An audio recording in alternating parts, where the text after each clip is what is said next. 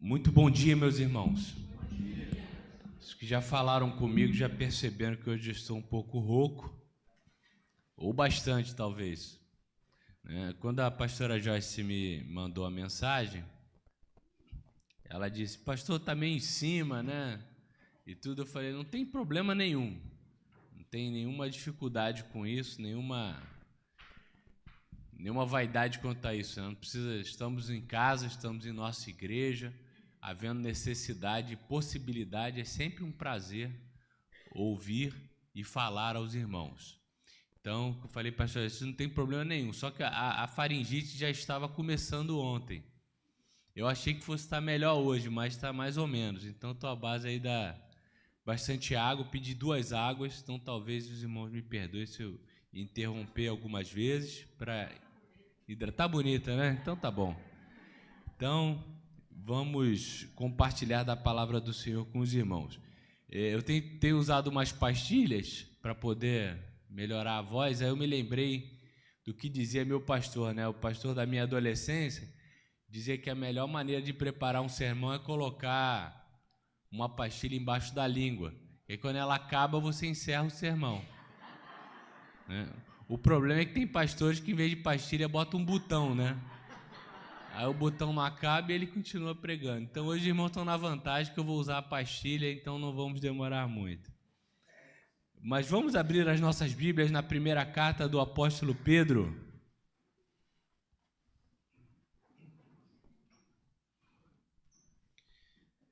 Primeira Pedro, capítulo 3. Eu vou ler algumas partes deste capítulo, lembrando ainda da igreja perseguida. Temos hoje milhares, dezenas de milhares de cristãos que não podem fazer isso que estamos fazendo hoje, que é nos reunir abertamente para ler a Bíblia, louvar ao nosso Deus e falar do Evangelho. São dezenas de milhões, são dezenas de milhares. E isso não é novidade. A questão é que isso não é uma novidade do nosso tempo, não é uma questão atual, mas uma questão perene na história da Igreja de Jesus.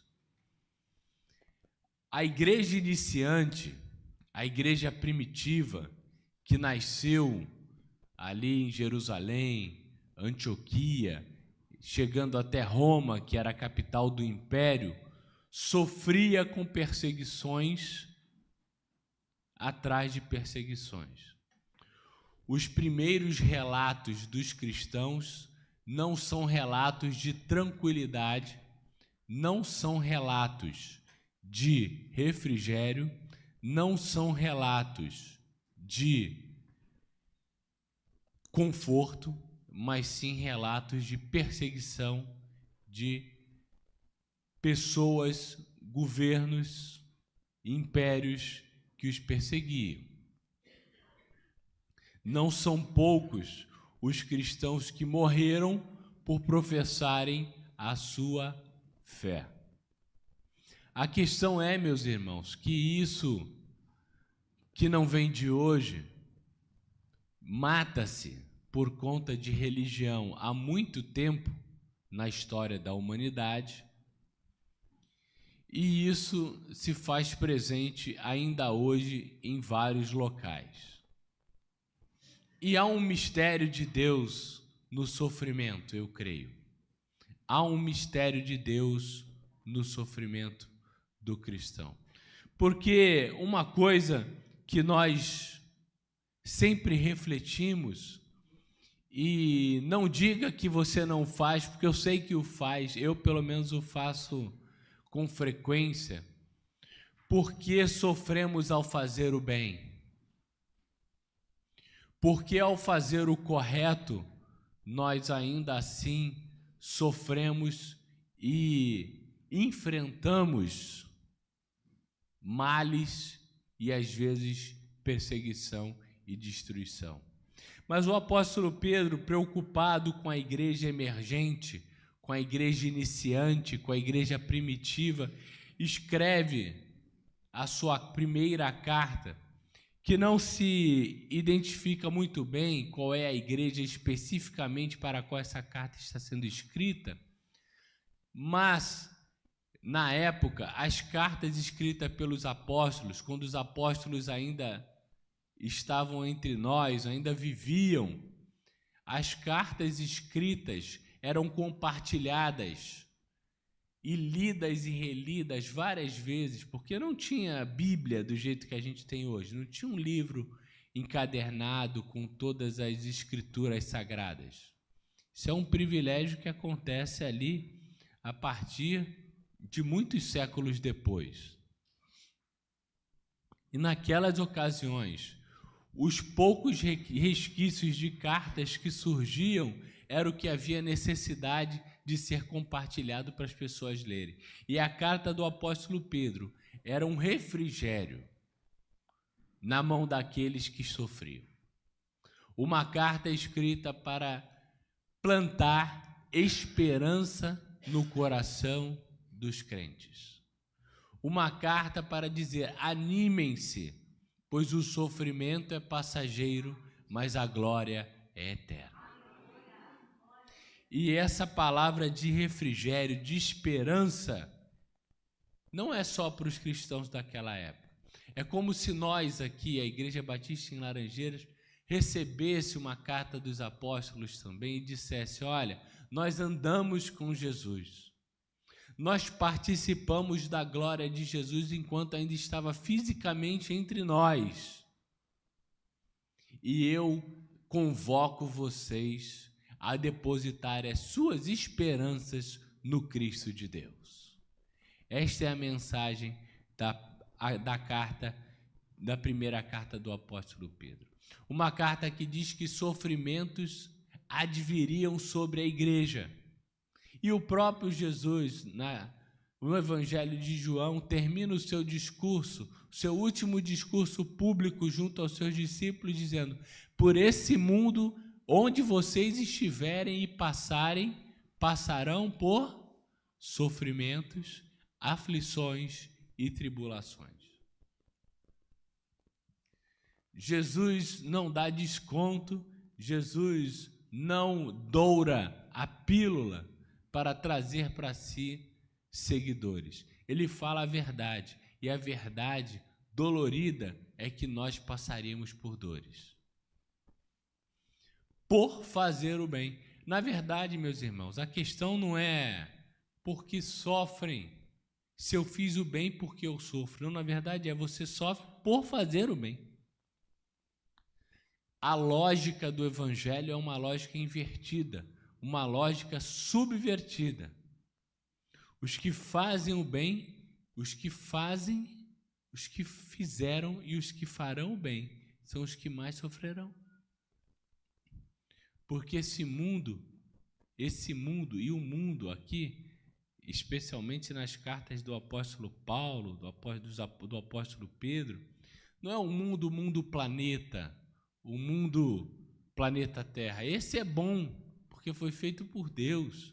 A natureza, as coisas, os prazeres que esse mundo nos dá, nesse sentido, é muito bom desfrutar da vida plenamente. Mas aqui, especialmente nos escritos de Paulo e Pedro, mundo é a sociedade estabelecida pelos homens. O mundo aqui são as metrópoles. Hoje nós temos Nova York, Madrid, Londres, Paris, Rio de Janeiro, São Paulo. Na época eram menos metrópoles, mas uma delas era Roma. E o apóstolo Pedro escreve e compara Roma à Babilônia. Babilônia que fora a capital do Império Assírio anteriormente, capital de um império maligno, malvado, que destruía o povo de Deus. O apóstolo Pedro faz uma metáfora comparando Roma à Babilônia, porque Babilônia caiu e surge Roma, não imediatamente, obviamente, mas surge no tempo depois Roma, e Roma persegue os cristãos, Roma persegue a igreja, Roma mata os crentes, assim como Babilônia fazia com Israel. E o apóstolo Pedro faz essa metáfora, essa comparação para dizer, está vendo? O sofrimento só muda o opressor, mas a opressão permanece. E é por fazer o bem, é por seguir e amar o seu Deus que vocês sofrerão. E no capítulo 3 da primeira carta de Pedro, ele diz no versículo 8, sofrendo por fazer o bem.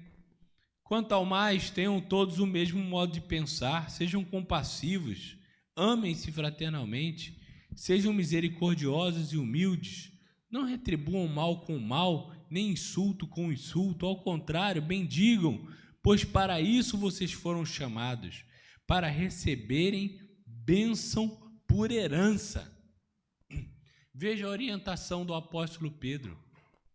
Não pratiquem o mal, isso já não era novidade. Agora, não devolvam o mal com o mal. Não devolvam o mal com o mal. Essa lógica não é um silogismo barato de Pedro, é dizer o seguinte, nós somos diferentes. Nesse mundo estabelecido por Roma, está estabelecido o quê? A vingança, a retribuição justa.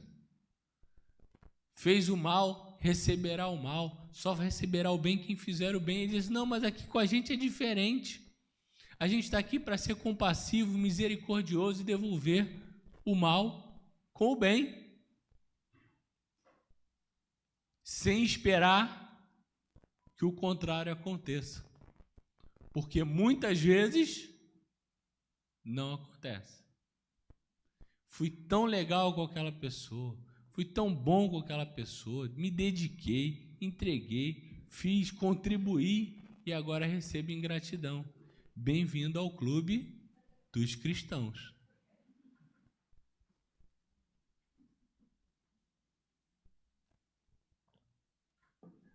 Digo isso, meus irmãos, porque se você faz esperando algo em troca, mérito nenhum você tem. E essa igreja perseguida é uma igreja que deve frutificar e compartilhar o bem. Muitas vezes, outro dia eu conversava com minha esposa, pessoas que são oprimidas por qualquer situação, política, econômica, religiosa, familiar. Muitas vezes, na primeira oportunidade, quando elas se tornam maiores do que eram antes, oprimem também. O irmão estudou isso.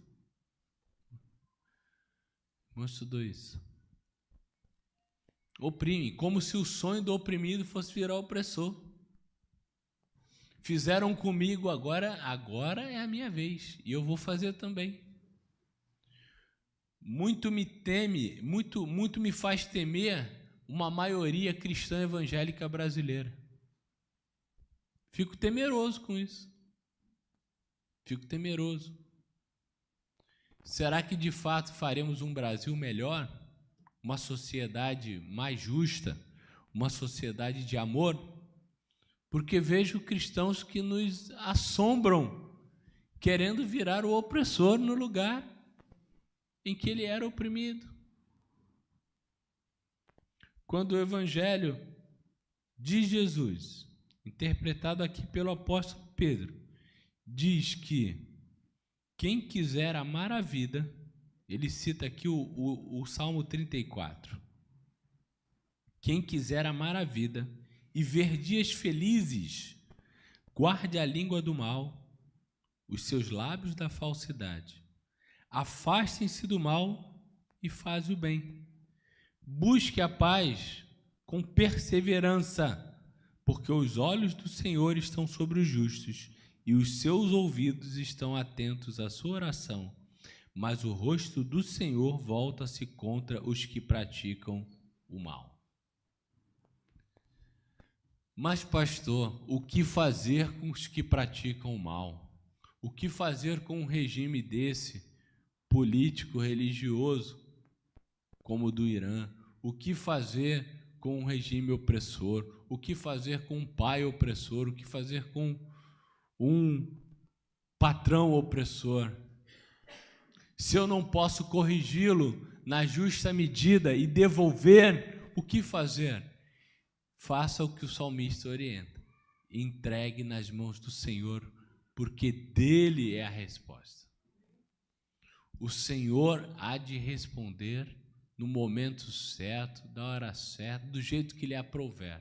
Meus irmãos, isso é uma questão de fé. É um mistério da fé. Sabe por quê? Porque isso não entra na nossa cabeça.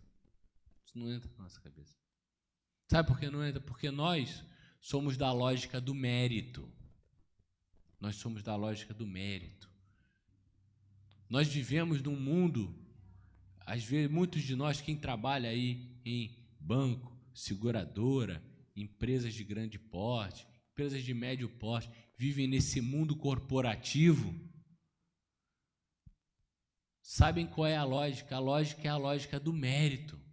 É Babilônia, é Roma, é Nova York, é São Paulo. É a lógica desse mundo, é a lógica do mérito. Não confie em ninguém, devolva o mal com um mal maior ainda, só faça o bem a quem lhe fizer antes, só se interesse pelas pessoas que podem te dar alguma vantagem. Tem colegas que às vezes se aposentam depois de uma carreira brilhante e ficam sem amigos, porque está aposentado, esse aí não me serve mais para nada, não vai me ajudar em nada. E nós vemos isso. E às vezes, essa questão de devolver o mal e devolver o bem com o bem, o mal com o mal, que é uma situação normal e lógica, ela é subvertida. E nessa igreja que é perseguida, ela precisa entender o mistério da fé, que é confiar no seu Deus. Que é confiar no seu Deus. Porque o maior mal que o maligno pode fazer contra você é tornar-se um deles. Esse é o pior. Sabe qual é a pior coisa que o homem mau, alguém mau pode fazer com você? É tornar você um dele. Um deles. Essa deve ser a nossa preocupação. E nós queremos fazer justiças com as nossas próprias mãos, porque isso é da nossa natureza. Eu já falei sobre isso aqui, mas são coisas grandes e coisas pequenas. Não é só um regime totalitário no Oriente Médio que mata os cristãos. Isso é grande, isso é impiedoso, isso rasga a nossa alma. Mas quando você está indo para Búzios, para a casa de praia, que você alugou no Airbnb, aí você passa 8 horas no carro para chegar lá num fim de semana de verão,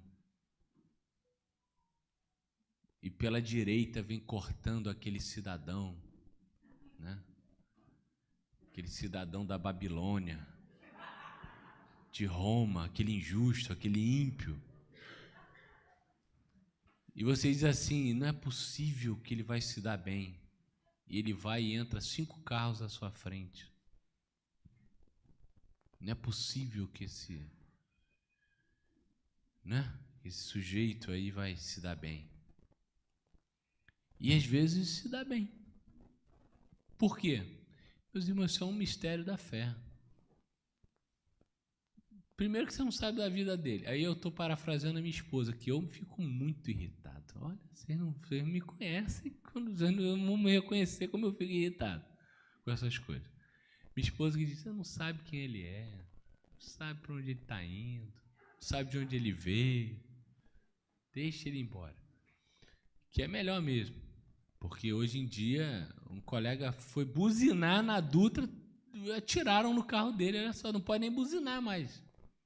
Ele buzinou lá, o cara estava cortando ali pela direita e começou a buzinar, reclamar, o cara tirou uma arma, graças a Deus não machucou. Mas assim, esse é o mundo isso é Roma, isso é Babilônia, é a lógica de Babilônia, é a lógica de Roma.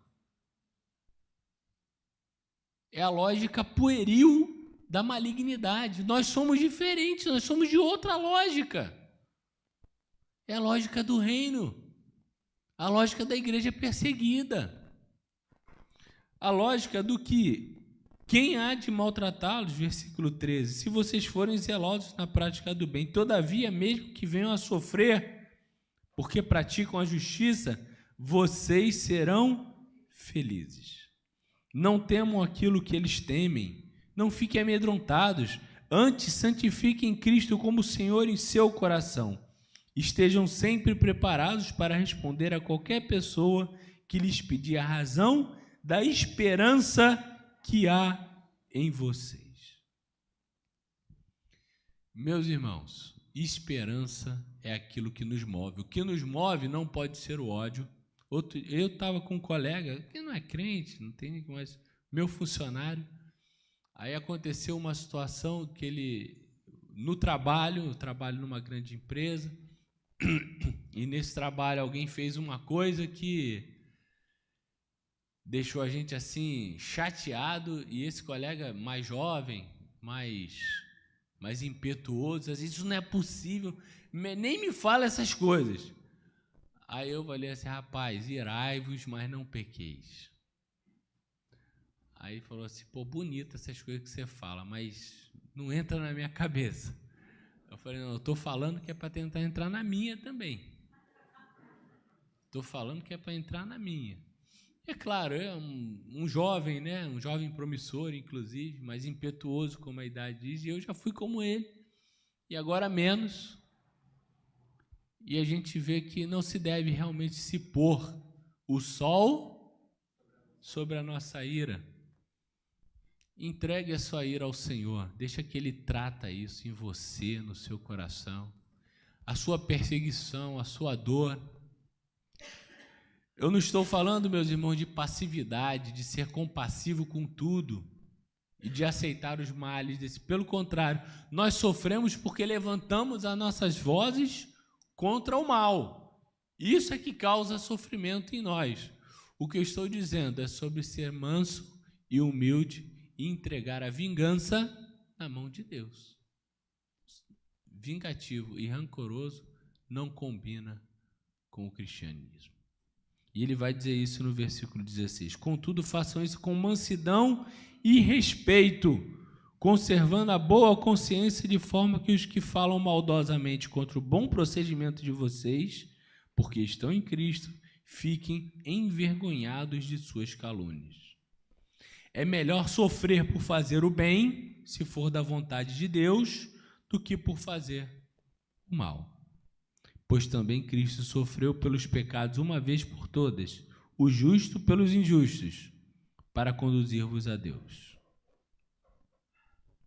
Sofrer pelo bem nos fará felizes. Devemos envergonhar com a nossa mansidão e respeito, envergonhar os que nos querem mal. Eles devem dizer, poxa, eu fiz tudo errado, fiz o mal contra esse sujeito, e ele se levanta contra o mal, mas não se levanta contra mim. Isso é um mistério da fé, meus irmãos. Isso é um mistério da fé. Pastor, não é nada fácil. Não é. Não é nada fácil. Porque a nossa lógica, lembra? É a lógica de Babilônia, de Roma, de Nova York, Paris,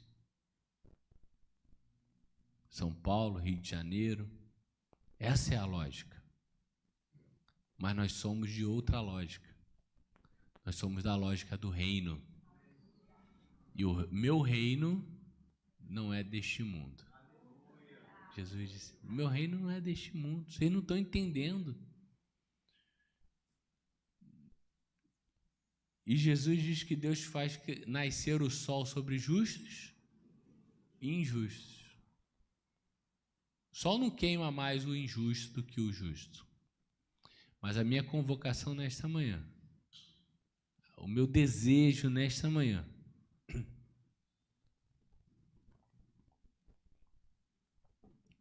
é que nos coloquemos diante de Deus com temor e tremor e peçamos: Senhor, tira a vingança do nosso coração. Senhor, tira a ira da nossa mente. Senhor, livra-nos do mal e ajuda-nos a fazer o bem. Uma coisa que eu sempre digo para adolescentes, digo para minhas filhas, geralmente nos aniversários. Eu gosto de citar o Salmo 1 que diz: o Senhor conhece o caminho dos justos, o caminho dos ímpios perecerá. Às vezes, só parece, que vale a pena ser o ímpio. E o Salmo, um dos salmos de Davi também fala, 37 especialmente, fala sobre isso. Eles florescem, o ímpio floresce. E Deus diz: floresce igual capim, sem raiz. Floresce um monte, mas qualquer coisa vem e arranca. Às vezes parece que vale, mas só vale a pena ser o justo. Mesmo que imediatamente não pareça que vale a pena. Fique do lado certo. Se posicione do lado certo. Deus não faz acepção de pessoas, mas Deus tem lado. Jesus tem lado. E Jesus foi oprimido, destruído, o seu corpo, como está aqui no versículo 18 e 19. Ele foi morto no corpo, mas vivificado pelo Espírito. Jesus saiu de oprimido para a glória, mas não se tornou opressor. Pai, perdoa-lhes, eles não sabem o que fazem. E repito, isso tudo é um mistério da fé. E o sofrimento da igreja oprimida, da igreja perseguida, deve nos inspirar a falar contra o mal, levantar a nossa voz contra o mal, contra a opressão, mas com mansidão e respeito, temor e tremor. Sabemos que a ira não deve habitar o nosso coração, que a vingança não tem espaço na lógica do reino, que Babilônia é lá, aqui é a Nova Jerusalém, é a cidade eterna do nosso Deus, é onde nós queremos habitar. E o preceito que nos move não é a ira, não é a vingança, não é se dar bem, não é chegar mais rápido em Búzios, cortando pela direita. O que nos move é a esperança. É a esperança de sermos completos em Cristo. A medida, estatura de varão perfeito, é o que nós almejamos, é ser parecidos com Jesus. E pense, nessa situação, nessa ocasião, nesse momento de tristeza, de dor, de iniquidade, que faria Jesus? Que essa reflexão seja útil aos nossos corações, meus irmãos. Que sejamos pessoas melhores, mais parecidas com Jesus a cada dia. Tem dia que a gente está bem mais, tem dia que a gente está bem menos, né? Tem dia que a gente está bem menos. Tem dia que eu estou mais parecido com Jesus, aí eu pego o carro para dirigir, eu fico bem menos. Tem dia que você está se achando parecido com Jesus, aí você liga no Bom Dia Rio, aí você começa a ficar bem menos. Cada 10 notícias que você vê. É a vida, esse é o mistério da fé. Entender como isso se processa é o nosso desafio. Mas temos o Cristo de Deus ao nosso lado. E o que nos move como igreja de Cristo, como povo de Deus, é a esperança. Amém.